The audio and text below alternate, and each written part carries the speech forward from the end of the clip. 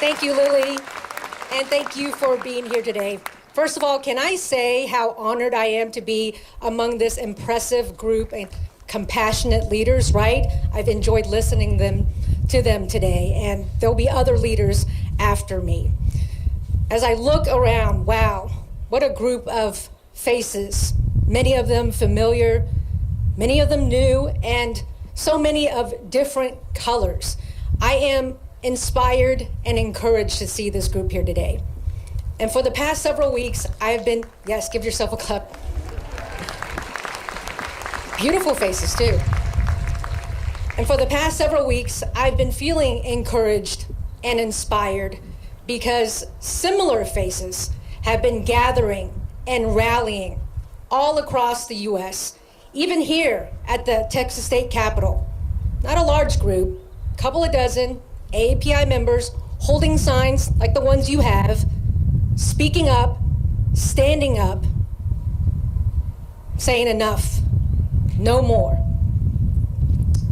It made me smile because I read the story on air, because it couldn't have been easy for some of them. They've never done this before, right?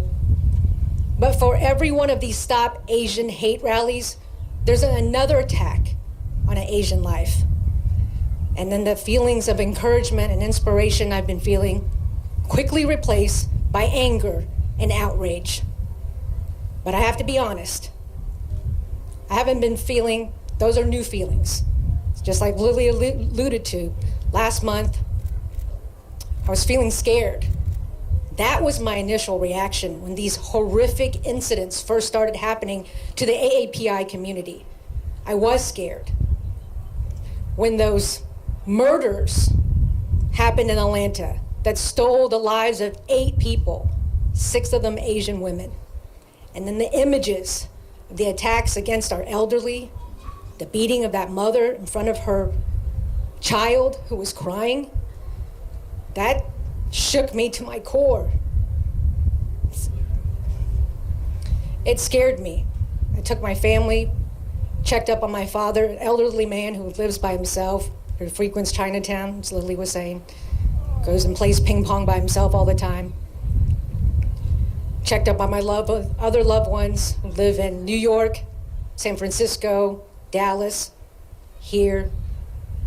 Scared for people who look like me, many here in the crowd. Scared for myself, scared for my son who's here, scared for his future.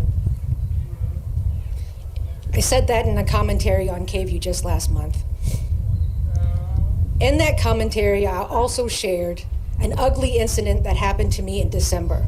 It was the first time I mentioned it. I didn't even tell this to my husband because I've stayed silent on incidents like this. We had just visited a small Central Texas town to see their Christmas lights. And I posted a small video of that on my Instagram account.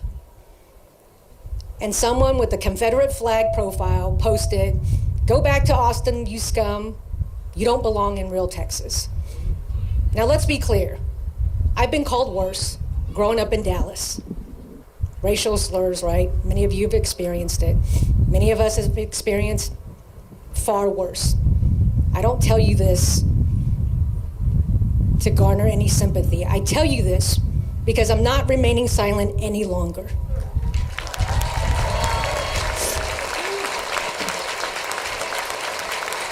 And I ask you to stand with me and to not remain silent any longer as well.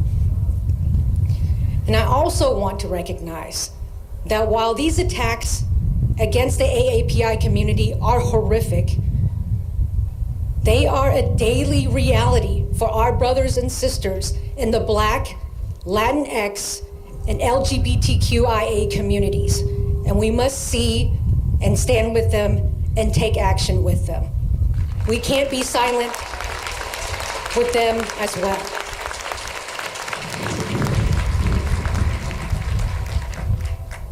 And so as we gather today, if you're scared, that's okay. I am too. I stand with you. Someone recently asked, "Is this gonna change anything? Is any of this gonna change anything?" Honestly, I don't know. But nothing will change if we remain silent. That I do know. Thank you, everyone. Thank you for showing up here today.